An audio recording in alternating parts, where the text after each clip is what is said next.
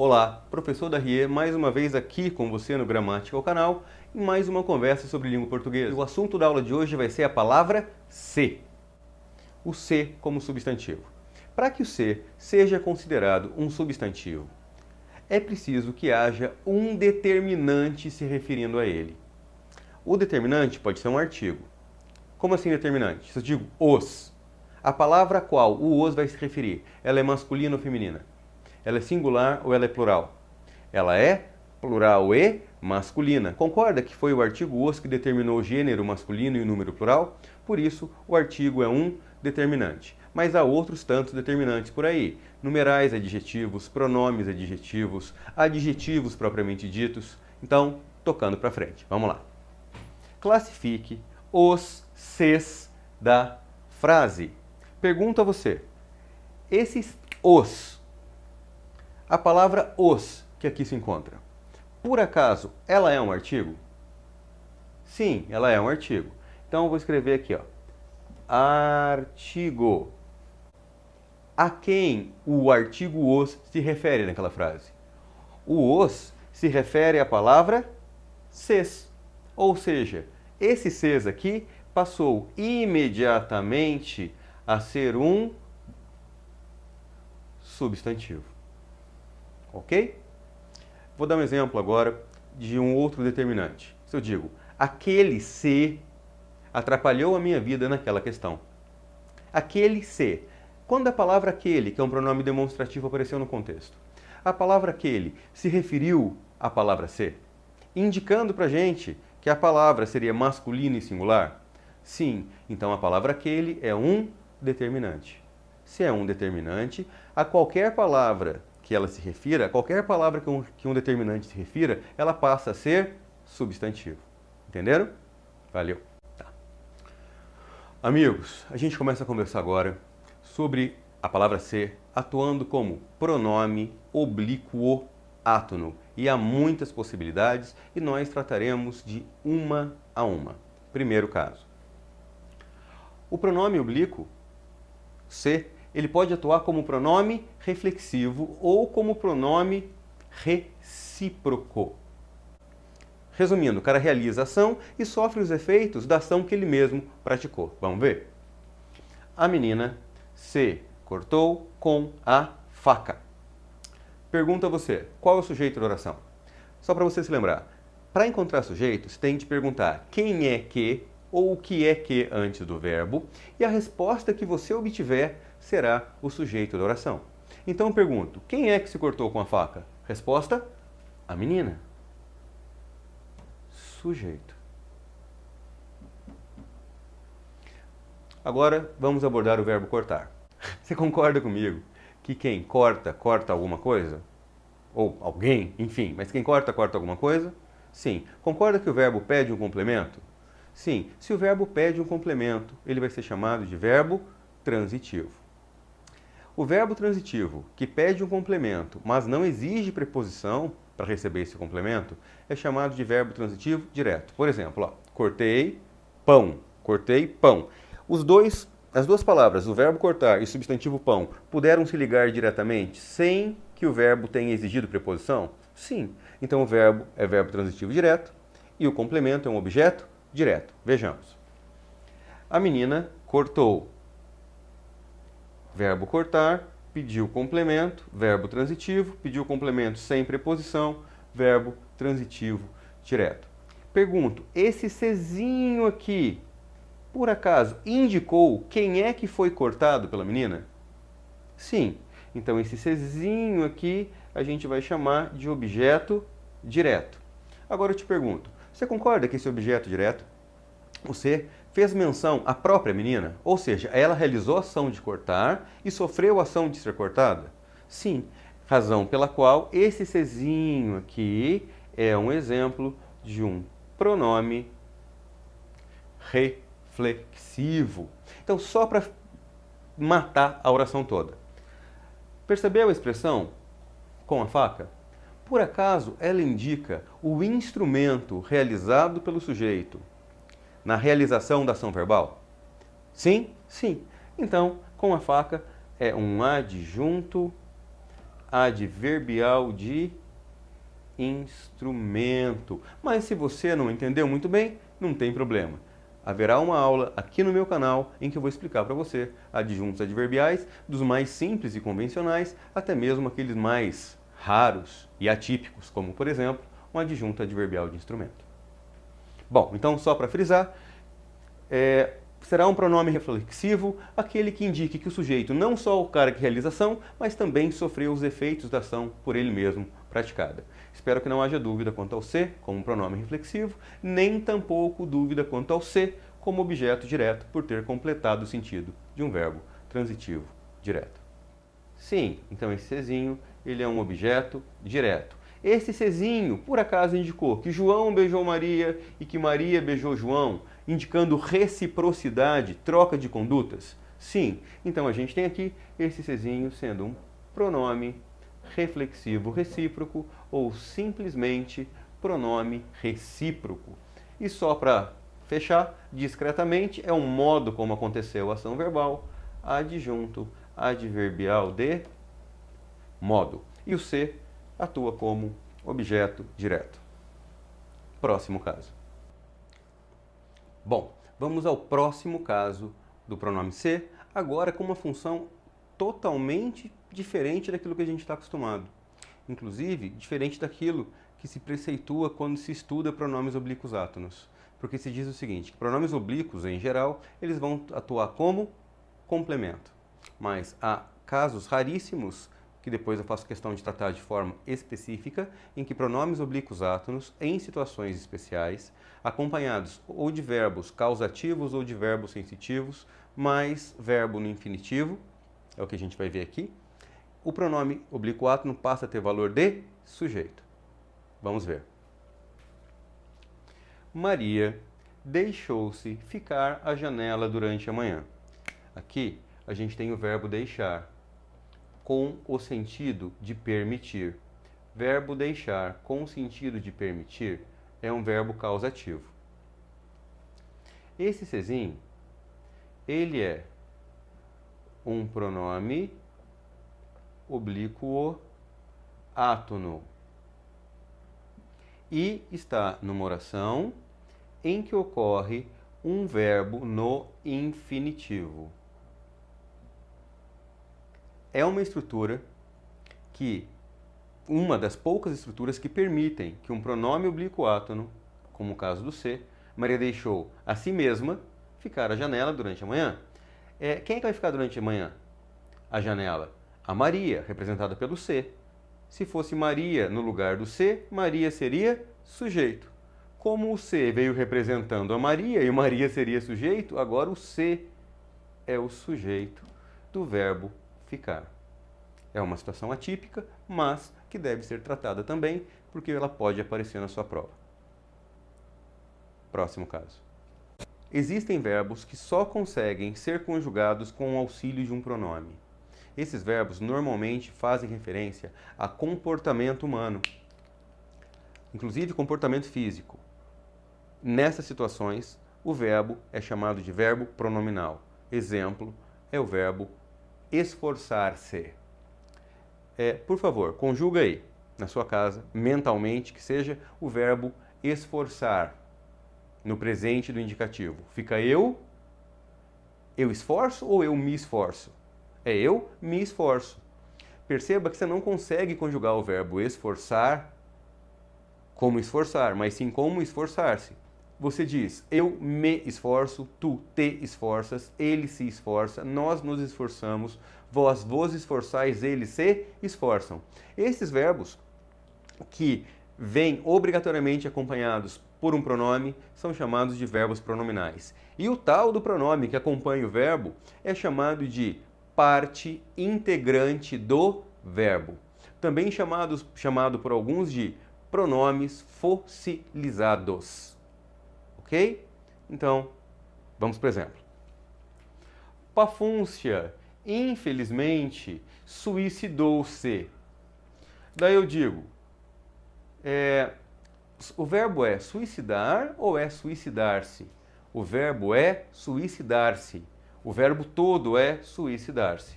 E o pronome se, que acompanha o verbo é chamado de parte integrante do verbo. É isso. Acho que haverá outros exemplos. Vamos lá.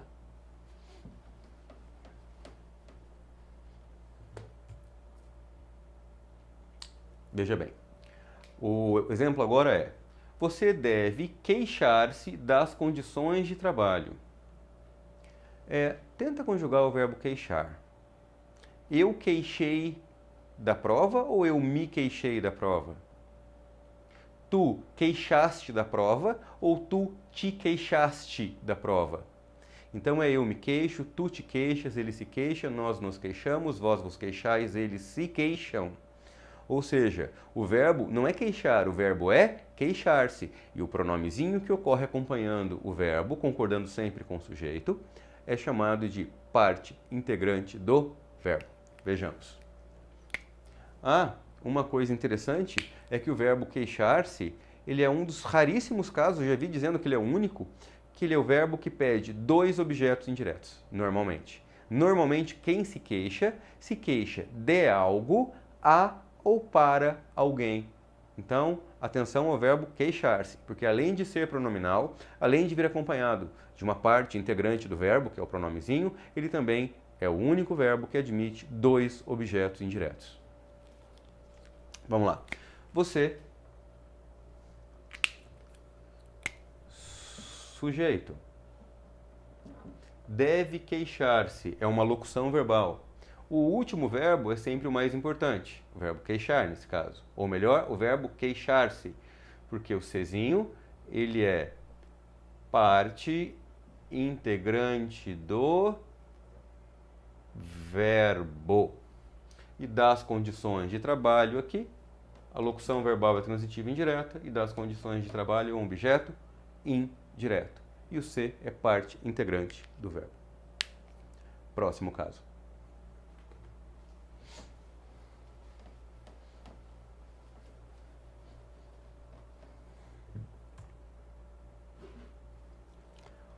O artista se afogou naquele rio.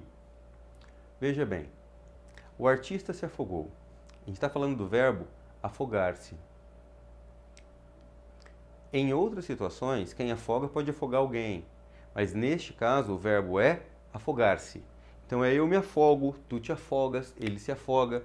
O verbo afogar, ou melhor, o verbo afogar-se aqui, ele é um verbo que pode ou não ser pronominal. Ele não é um verbo essencialmente pronominal e, quando pronominal, ele vem acompanhado por um pronomezinho chamado de parte integrante do verbo.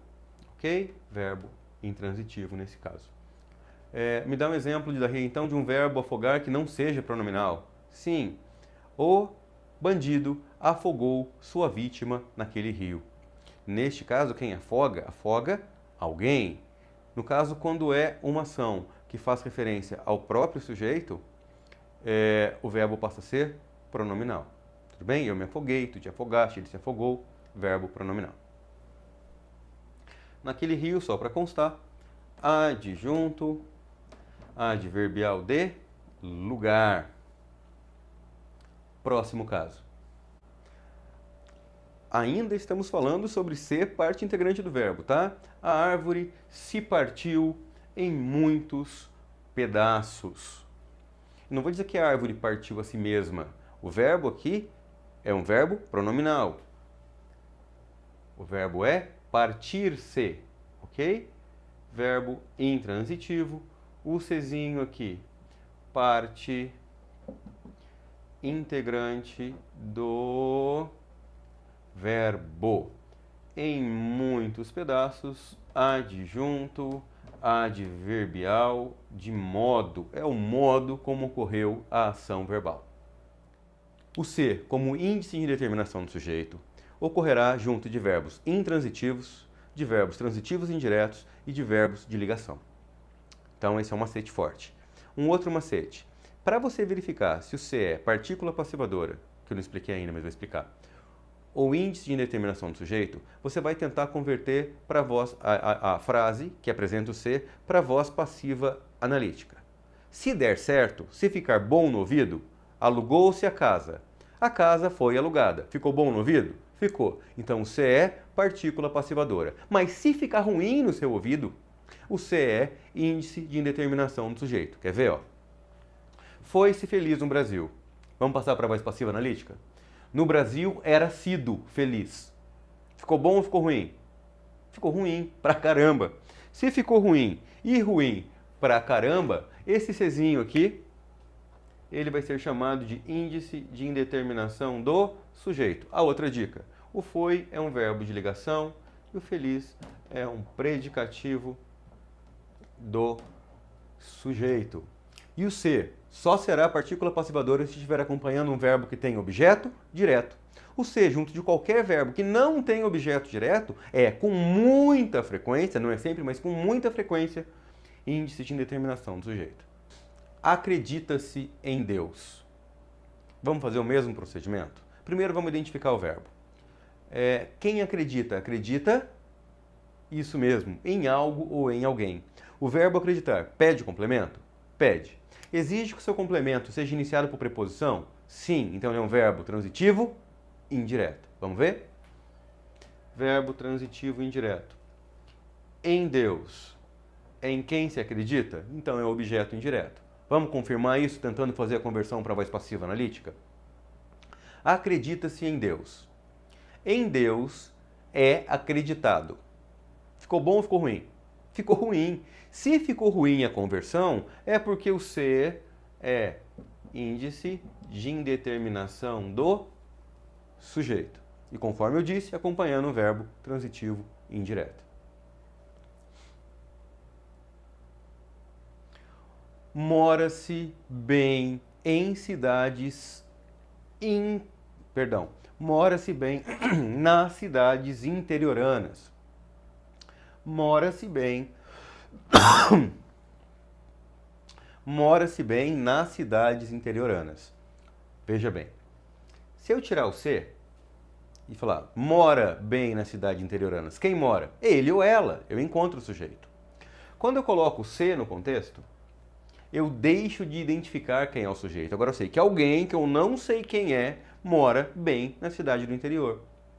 Essa é a forma braçal de resolver a coisa. Mas a gente ainda tem um macetezinho, lembra?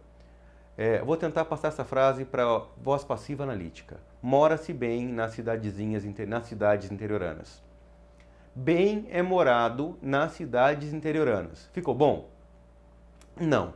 Se não ficou bom, você já sabe que o C é índice de indeterminação do sujeito e o verbo morar, confirmando a regra, é um verbo intransitivo e o C acompanhando verbos intransitivos, em grande parte das vezes, ele é índice de indeterminação do sujeito. Bem, adjunto, adverbial de modo, nas cidades interioranas, adjunto, adverbial de lugar. É isso. Próximo caso. Agora a gente vai se deparar com um outro C que talvez tenha uma classificação que você desconheça. É a chamada partícula de realce ou partícula expletiva. O que é uma partícula de realce ou uma partícula expletiva? É a expressão que, se retirada do contexto, ela não traz nenhum tipo de modificação, nem de sentido e nem na classificação dos elementos que ali permanecem. Por exemplo, os retirantes se foram para Miami. Retirantes chiques. Quem é que se foi para Miami? Os retirantes. Sujeito.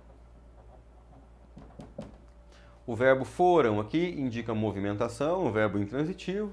Para Miami, a preposição para indica um âmbito de permanência mais duradouro do que se fosse com a preposição a.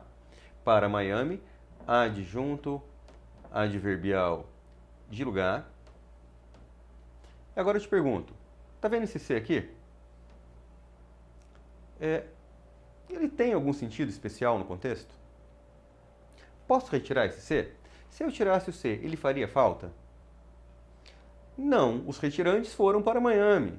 Os retirantes continua sendo sujeito e para amanhã continua sendo adjunto adverbial de lugar.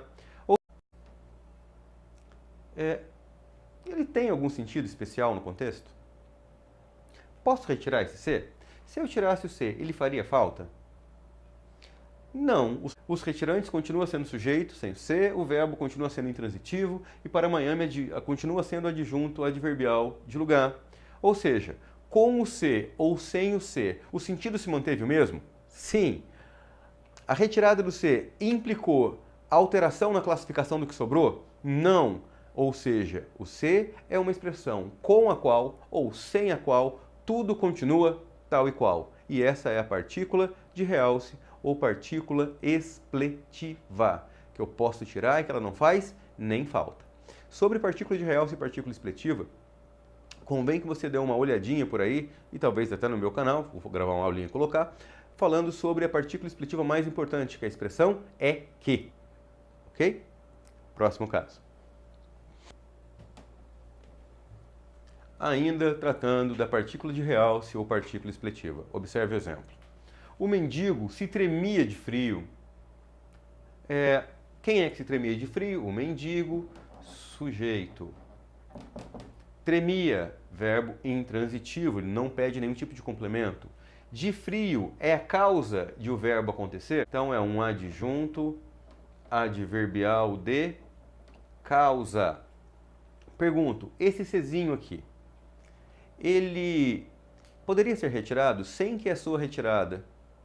Ele poderia ser retirado sem que houvesse qualquer prejuízo ao sentido, qualquer mudança de sentido, ou mesmo quanto à classificação dos elementos que sobram na oração? Vamos ver?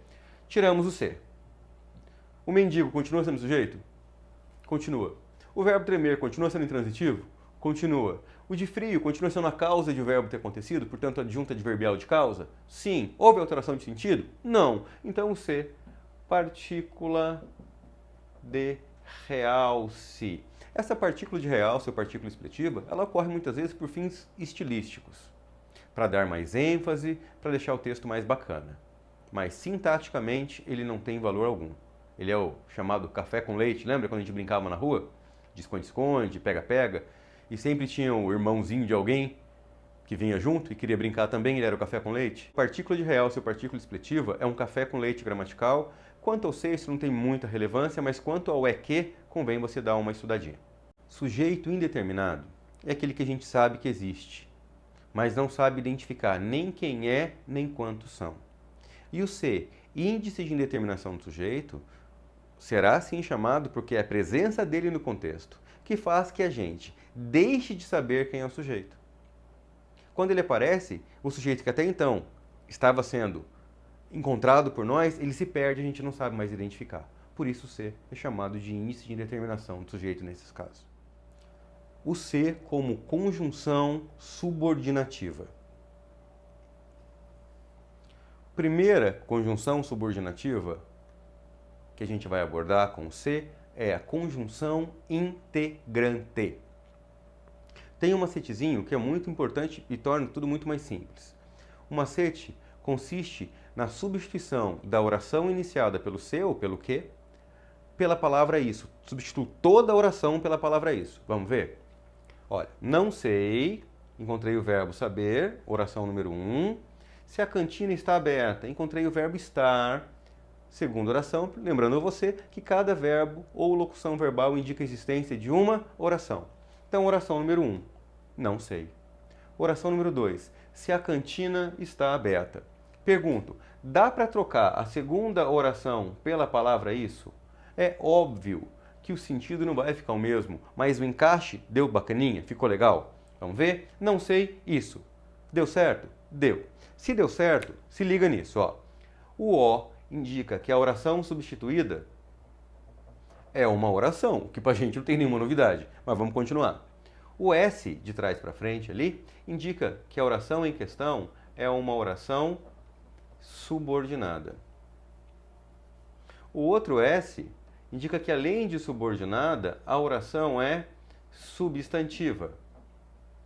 Ou seja, se você conseguiu trocar a oração pela palavra isso, você já pode colocar embaixo dela oração subordinada substantiva, ok? E o I, para finalizar, e essa parte que nos importa, indica ser integrante a conjunção que ou a conjunção se que iniciam tal oração. Resumindo, pude trocar a oração iniciada pelo se pela palavra isso? Sim, significa que o se é uma conjunção integrante. E a oração número 1 aqui vai ser a chamada oração principal. Ou seja, se você souber usar o método do isso, você não vai ter problema para classificar conjunções integrantes, nem o que e nem o se. Próximo caso. Verifique se todos já chegaram ao colégio. Mesmo procedimento. Sublinhamos o verbo verificar, sublinhamos o verbo chegar, concluímos haver 2 orações no período, separamos as orações no conectivo e eu te pergunto, dá para trocar a segunda oração pela palavra isso? Verifique isso. Deu certo? Deu. Se deu certo, você já sabe que a oração número 2 aqui é uma oração subordinada substantiva. Lembra? O O indica haver oração, o S indica que a oração substituída já é uma oração subordinada, o outro S indica que além de subordinada, a oração é substantiva e o I indica ser integrante a conjunção que ou a conjunção se que iniciam tal oração. Ou seja, esse se é mais uma vez um exemplo de conjunção integrante. É a oração número 1, formada somente pelo verbo verificar, chamada de oração principal. Próximo caso, amigos, a conjunção se sendo chamada de conjunção condicional. A conjunção condicional é aquela que inicia uma oração, que coloca uma condição que deve ser observada para que o que foi dito na oração principal de fato se concretize. Quer ver? Vamos lá. Oração principal. Todos serão aprovados. Se eu parasse aqui, ia ser motivo de festa. Todos serão aprovados. Mas ocorreu uma segunda oração.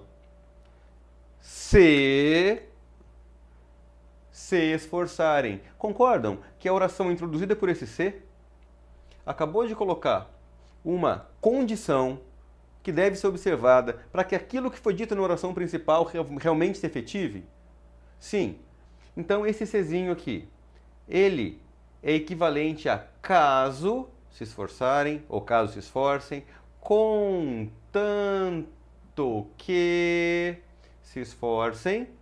Sim, então eu percebo que de fato ele estabelece uma ideia de condição, razão pela qual esse sezinho é uma conjunção condicional. Na verdade, conjunção subordinativa adverbial condicional, mas por hora basta pra gente conjunção condicional. Próximo caso. Eu irei ao cinema hoje se o meu pai deixar. Vamos lá? Primeiro procedimento, primeiro passo, sublinha verbo, verbo ir e verbo deixar, separa as orações. Se eu parasse aqui, eu irei ao cinema hoje, essa ação seria incontestável, eu vou ao cinema e ponto final. Aí vem uma segunda oração. Se o meu pai deixar. Concorda que esse se iniciou uma oração, estabelecendo entre elas uma ideia de condição? Agora, só vai acontecer o fato de eu ir ao cinema se for observada a condição de eu ter a autorização de meu pai. Então, esse sezinho é uma conjunção condicional. É isso. Próximo caso. O ser como conjunção causal, amigos, não é uma situação muito comum.